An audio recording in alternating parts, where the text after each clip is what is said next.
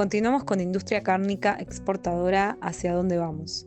Le damos la bienvenida al ingeniero Facundo Farfalini, subgerente de planta Frigorífico Gorina. Hola, buenas tardes, bienvenidos. Gracias Red Alimentaria por eh, invitarme a participar de este espacio. En esta oportunidad quiero charlarles un poco de hacia dónde va la industria cárnica exportadora. Creo que estamos pasando por un momento donde hay muchas cosas que están cambiando, ¿no? Entonces, bueno, como bien dijo Heráclito de Éfeso hace mucho tiempo, lo único constante es el cambio, pero creo que en los últimos tiempos la velocidad de los cambios ha ido en aumento. Y entonces esto ha ocurrido prácticamente en todos los eslabones de nuestra querida cadena de la carne, ¿no? Tanto en la producción primaria como en lo que tienen que fijarse las industrias, así como en lo que demandan los consumidores o en los hábitos de consumo, en la comercialización, también muchas cosas que han cambiado por un tema generacional, que por supuesto excede a lo que es exclusivo de la industria cárnica. Bueno, pasó el COVID, muchísimas cosas. Nada, para hablar de algunas de las cosas que han cambiado por ahí en las últimas décadas, en particular la invernada de nuestro país, que históricamente era extensiva, ¿no? Sabemos que en las últimas décadas ha cedido muchísimo, pero muchísimo terreno a todo lo que tiene que ver con agricultura, y entonces han proliferado los feedlot, ¿no? La invernada intensiva. Entonces esto trajo aparejado un montón de cambios, ¿no?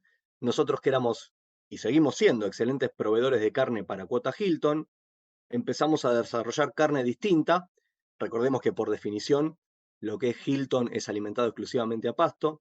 Y bueno, ahora tenemos también la cuota 481 que nos permite exportar a la Unión Europea, carne que los últimos 90 días los animales estuvieron confinados y alimentados específicamente a grano, ¿no? Entonces, bueno, hay un mercado que valora cada una de estas cosas y es bueno que nosotros podamos proveer a ambos.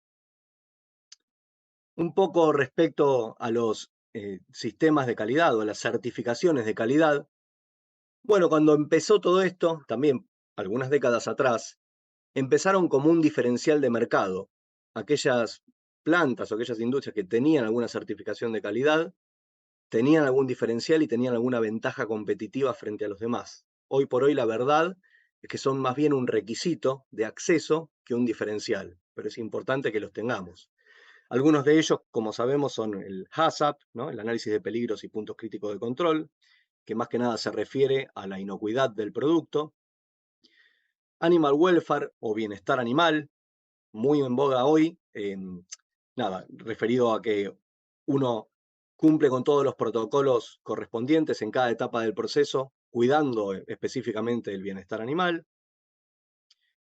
BRC, que es el protocolo del consorcio de supermercadistas británicos, que abarca tanto temas de inocuidad como de legalidad y food fraud and food defense, que cada vez es más demandado por exportadores europeos y de otros países también. El sello Alimentos Argentinos, que es un protocolo nacional que es auditado y certifica que quien elabora alimentos y pone este sello cumple protocolos de calidad, realiza controles y nada, es un sello interesante que le da a nuestros alimentos ese poder de marca que tiene.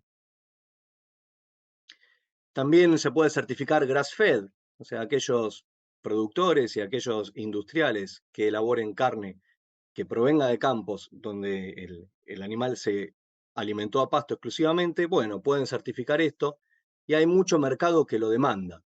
Si bien hablamos del crecimiento de la invernada intensiva en las últimas décadas, muy fuerte en nuestro país, hay un nicho que todavía sigue prefiriendo carne alimentada a pasto. Así que bueno, como decíamos, es bueno atenderlo. Y también se puede certificar, por supuesto, razas como la raza emblemática o la más emblemática de nuestro país, Angus, ¿no? Hay muchos países que demandan carne certificada y pueden pagar un diferencial cuando uno asegura eh, que es precisamente carne Angus. Respecto a los mercados, bueno, los mercados, por ahí hace unos años, cuando uno pensaba en una media res, más o menos sabía lo que iba a hacer con cada parte. Por ejemplo, de un novillo Hilton sabíamos perfectamente que el rump and loin, bife, lomo, cuadril y el bife ancho probablemente iban a ir a parar a la cuota Hilton. Sabíamos que el asado de ese novillo se iba a vender necesariamente en Argentina y sabíamos por ahí que los cortes de la rueda podían ir a Chile o al mercado local y que los cortes del cuarto delantero lo más probable es que terminaran en Israel. Bueno, la verdad que no es todo tan estable y entonces tenemos que estar muy, pero muy atentos hoy a qué es lo que demanda cada uno de los mercados para poder, enviarlo en tiempo y forma a cada uno de los países. Y esto cambia muy seguido. Especialmente la volatilidad de los mercados se intensificó muchísimo con el tema de la pandemia, ¿no? Nada, en absolutamente todos los países hubo una recesión tremenda, hay inflación en países que antes no la tenían y hay desempleo, o sea, hay una serie de escenarios que la verdad que ninguno de nosotros estaba preparado. Hubo un descenso brusco del consumo de carne, ¿no? De la demanda de carne en muchísimos países.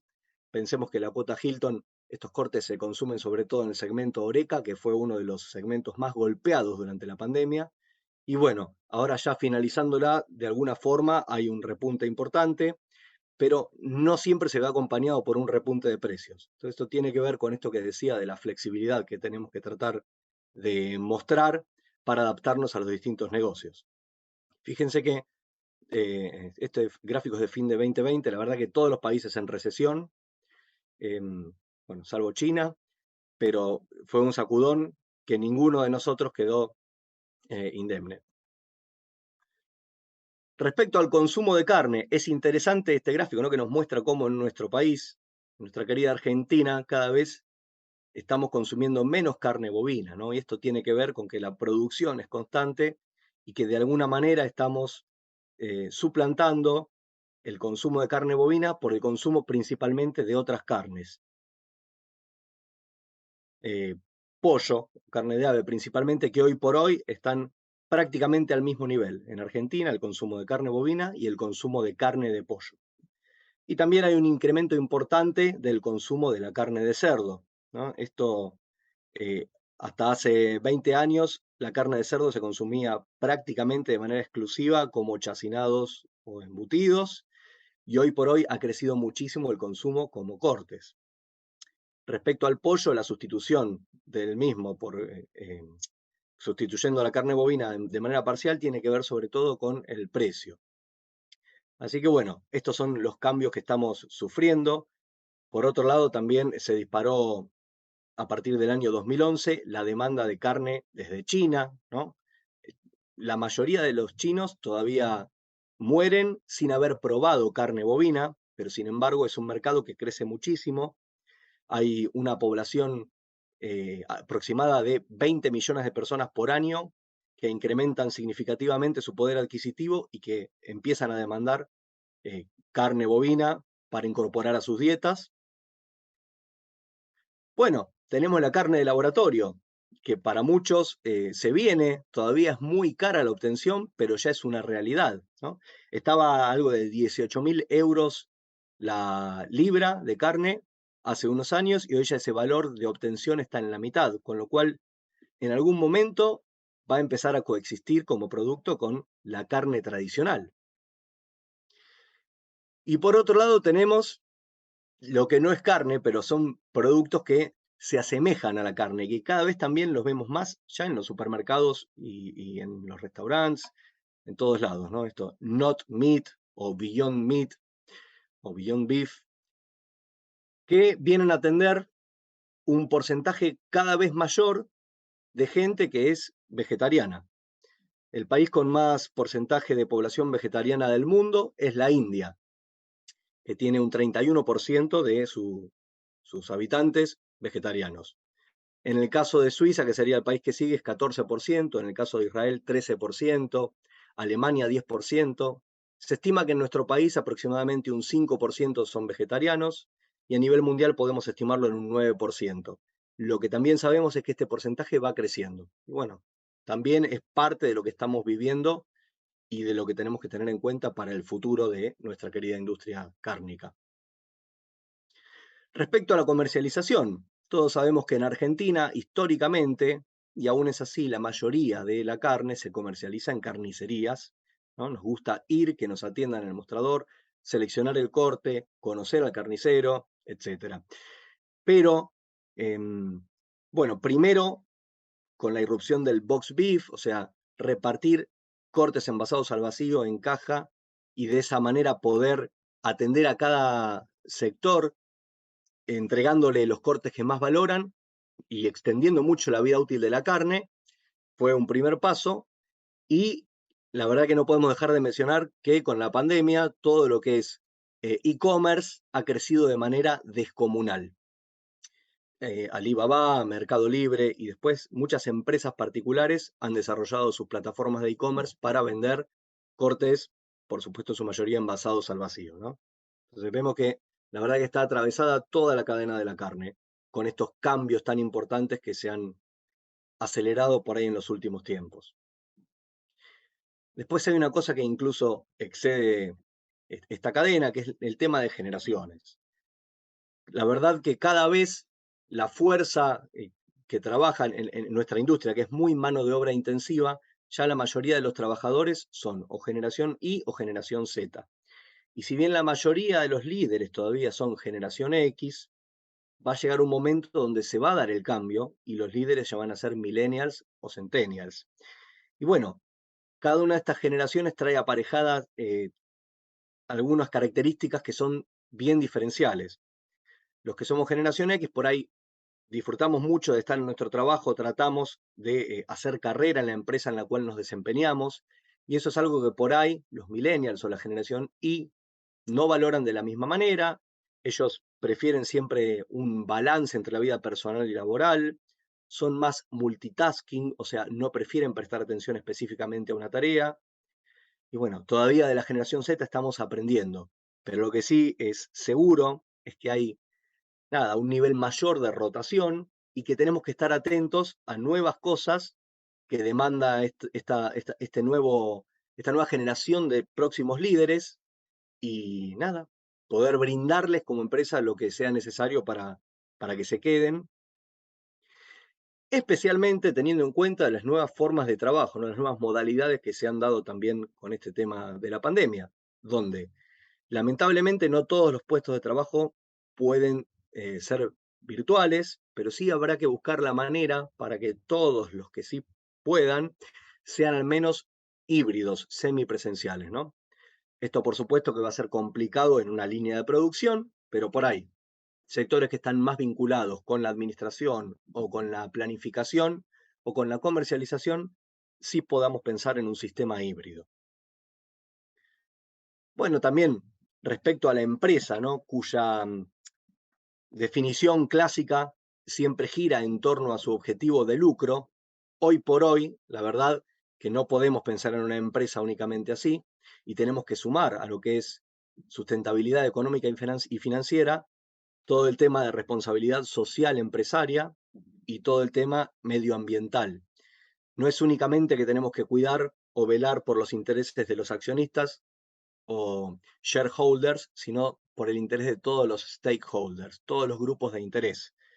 Empleados, sindicatos, la comunidad en la cual está inserta en nuestra empresa y por supuesto todo el cuidado medioambiental, porque tenemos un solo planeta y lo tenemos que cuidar. Así que bueno, ¿qué les puedo decir entonces como conclusión? La verdad que hablo con total humildad y desde nuestra experiencia.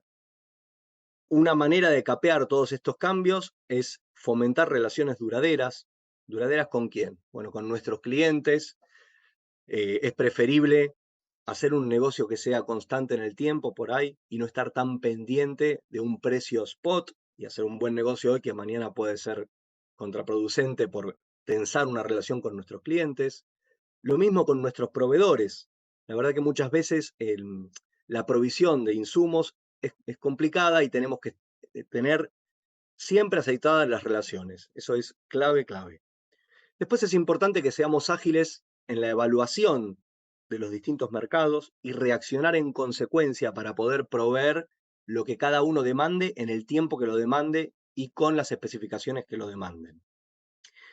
Tenemos que maximizar la utilización de la capacidad instalada de nuestras fábricas. Esto recordemos que nuestro negocio es volumétrico y siempre es importante mantener los costos lo más bajo posible, con lo cual necesitamos maximizar el volumen. Y bueno, siempre mantener el abanico de posibilidades de negocios lo más amplio posible, lo cual nos obliga a estar desde el punto de vista sanitario, siempre cumpliendo con todas las normas y certificándolas lo más posible para dar a nuestros consumidores, nuestros clientes, la tranquilidad de que van a tener un alimento inocuo y con las especificaciones que ellos requieran. Bueno, muchísimas gracias. Nos vemos en la ronda de preguntas.